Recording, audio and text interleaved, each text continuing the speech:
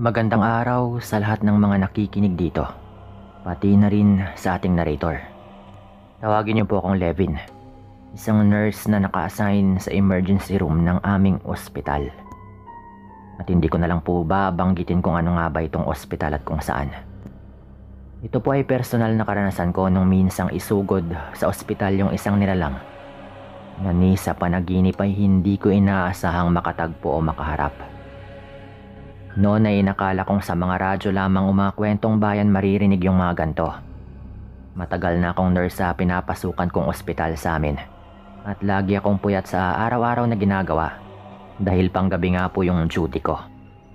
Siguro naman ay may ideya na nga kayo kung gaano ka-busy yung emergency room, di ba?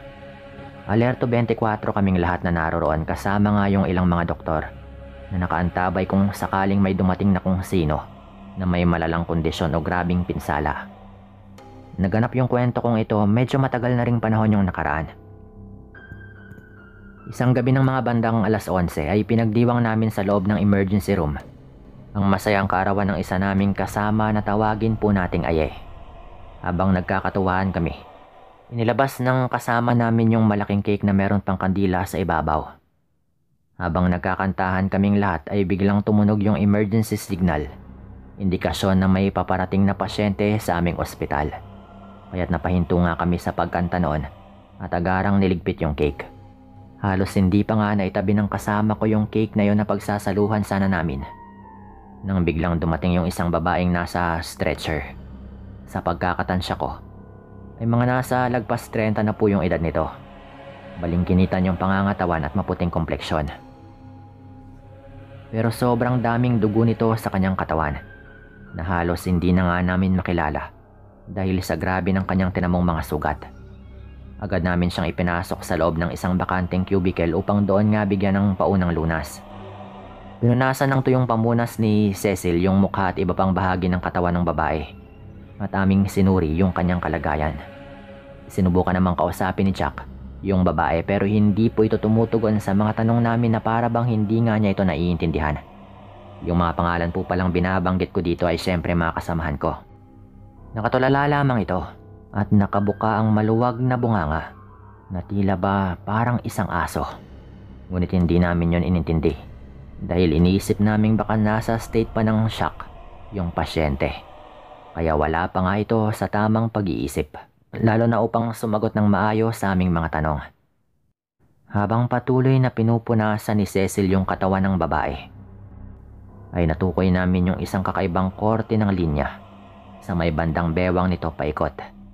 Akala ko pa nga nung una ay isa lamang itong tato. Ngunit mukhang nagkamali yata ako dahil nang suriin ko itong mabuti at akin na itong kapakapain ay nangilabot ako dahil isa pala itong malalim at seryosong hiwa sa katawan ng babae. Paikot namin itong sinuri. Doon nga ay nagtaka kami sa babaeng yon kung paano nga niya natamo yung ganong klaseng hiwa at sa paanong paraan.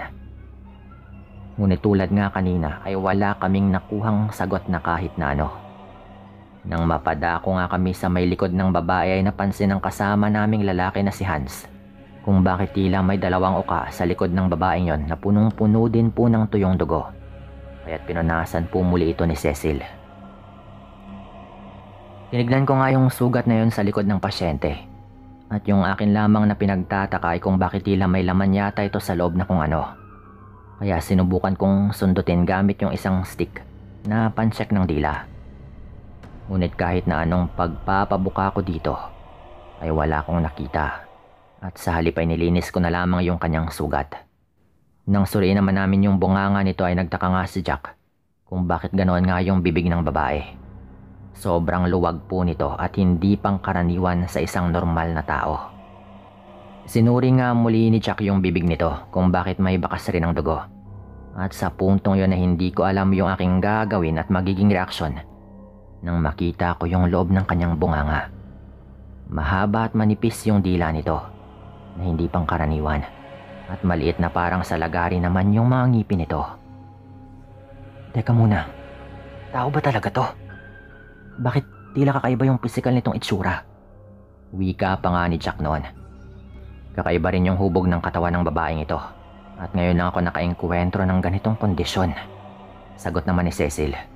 Ipinagpatuloy namin yung pagsipat sa kabuuan ng katawan ng babaeng yon. Hanggang makita naman ni Cecil yung isang uka na nakapailalim na parang isang gunshot wound. Naroon ito banda sa may dibdib ng babae, malapit sa kanyang kaliwang kilikili. Sinubukan naming bigyan ng paunang lunas yung sugat nito. At doon ay nabunot ko nga yung tila ba isang tansong bala. Matapos kong mabunot yung bala sa babae na yon, ay laking gulat ko dahil biglaan na lang pong humupa yung pagdurugo ng sugat nito. Kaya naman nakahinga naman kaming lahat ng maluwag. Walang kahit na anong pagkakakilanlan yung babae. At dahil nawalan rin po yun ng malay ay hindi namin makumpleto yung record nito. Mga bandang 2:00 ng madaling araw ay laking gulat namin matapos nga na swerohan yung babae. Ay bigla po itong umatungal ng napakalakas. Ang sigaw niyang yon ay literal na nakakapangilabot na sa tanang buhay ko. Ay doon ko pa lang yon narinig. Hindi namin alam yung gagawin kaya naman agad na binunot ni Cecil ang karayom ng swero na nakakabit sa kamay nito. At pagbunot na pagbunot ay nagsimula na nga yung babaeng magwala. Grabe po. Alam mo bang nagtakbuhan sa amin yung iba naming mga kasamahan upang tignan kung ano nga bang nangyayari? Maniwala man po kayo o hindi. Kitang-kita ng dalawang mata ko yung sugat sa bewang ng babae. At nagsimula po yung bumuka ng hindi namin alam kung bakit. Ngunit bahagya po kaming tinulak ng babaeng yon dahilan para mapatras kami. At nang tignan kong muli yung sugat nito, napansin ko na lamang na sa hindi ko maipaliwanag na rason, ay bigla na lang tumigil yon sa pagdurugo. At para bang kusang nagsasara. Nang sa pagtalikod ng babae, nagimbal kaming lahat na naroon dahil napansin naming parang unti-unting nagbabago yung itsura nito. Kitang-kita po namin na unti-unti itong nagkakaroon ng mga balahibo sa katawan. Nagsimula po yan sa kamay. At ginagalaw-galaw rin po nito yung kamay niya. Habang yung leeg nito ay ganon din. Ginagalaw-galaw po niya yon sa kakaibang paraan. Naririnig pa nga namin yung lagitik nun na animoy mababali na po yun. Nang bigla itong napalingon, napansin naming nanlilisik na po yung mata ng babaeng yon.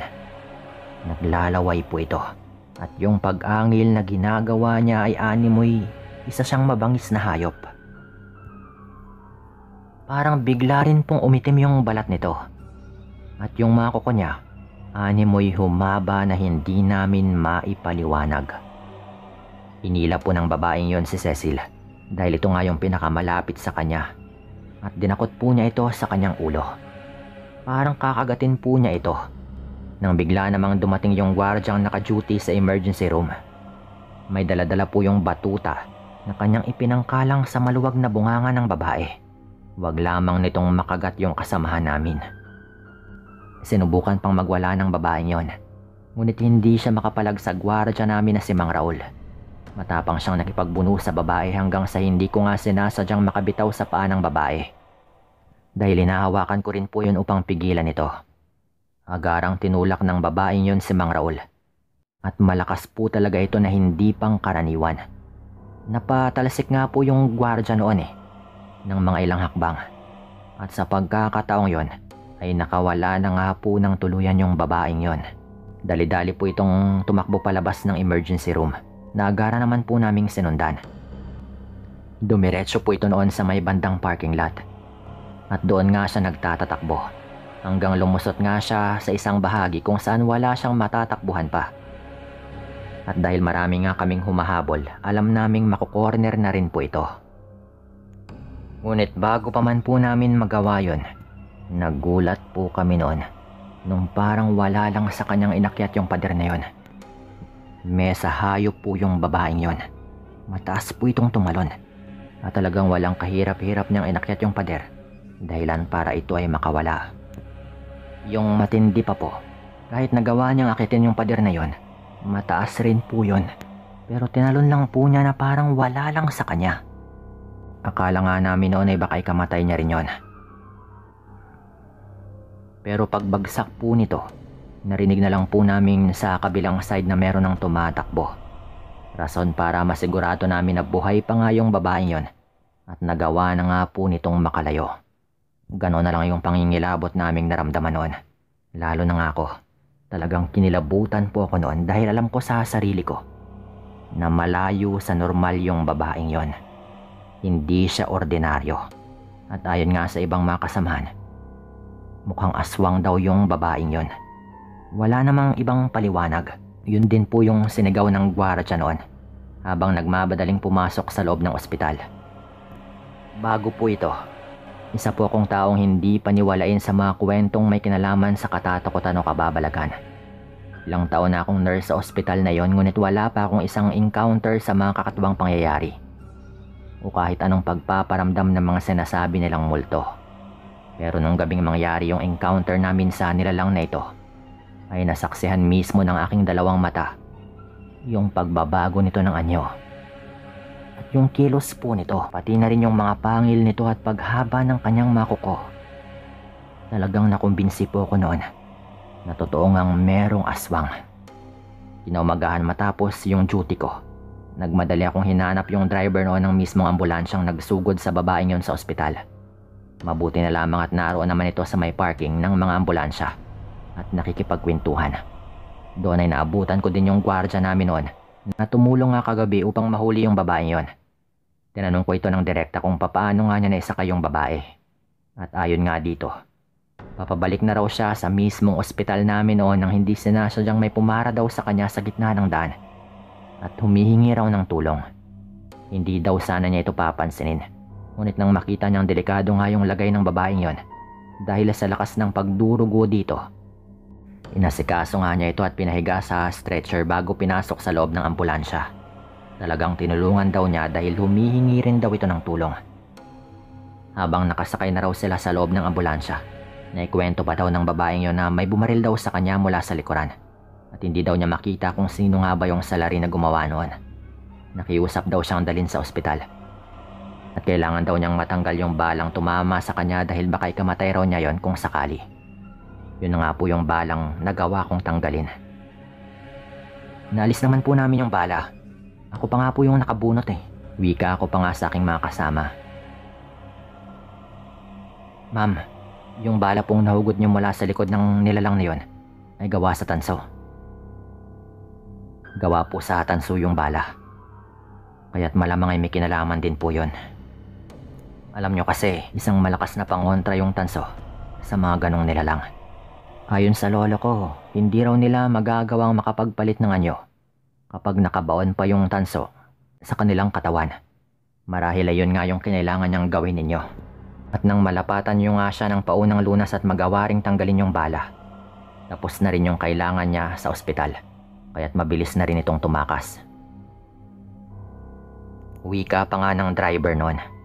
Dahil sa takot sa mga narinig ko tungkol sa nilalang na sinasabi nga nilang aswang, ay minarapat ko nang umuwi sa bahay noon at sa amin ko nga ikwento yung hindi ko malilimutang pangyayari. Nakinggulat ko nang alam ni tate at nanay yung tungkol sa mga aswang. At nakakatawa mang isipin noon. Nagpagawa po ako ng kwintas noon na gawa sa tanso. Lalo na nga nang malaman kong pangontra daw yon sa kanila. Mabisa daw yung panakot at pantaboy sa mga ganong nilalang. Kaya't mula po noon ay nagpagawa na nga ako. Ayon kila tatay, yun lang daw marahil yung pinunta ng aswang na yun sa ospital. Dahil sa likod daw siya binaril. Kahinaan rin daw nila yung likod na parte ng kanilang katawan. Dahil hindi raw yun abot ng kanyang dila. At talagang kakailanganin nga niya ng tulong ng mga eksperto upang matanggal yung bala sa kanyang katawan. Pero pagkatapos po ng mga nangyari, wala na rin po kaming balita sa babaeng yon. Hindi namin alam yung pangalan nito. Hindi rin namin alam kung taga saan. At lalong hindi namin alam kung ano na nga bang nangyari sa kanya. Sinabihan na lang po sila noon na manahimik na tungkol doon. Kasama na rin po yung lahat ng mga nakakita na naroon ng gabing yon. Hindi ko alam kung binayaran po sila o ano. Maging kami po ay nanahimik na lang din po tungkol dito. Pero paminsan-minsan lalo na nga noon ay pinagkukwentuhan pa rin po namin yun ng palihim. At lahat kami isang ayon na isa nga pong aswang yung nilalang na yon. Gayunpaman, wala na rin kaming balita sa kanya at hindi na rin naulit pa yung ganong pangyayari. Dito ko na rin po ito tatapusin at maraming salamat po.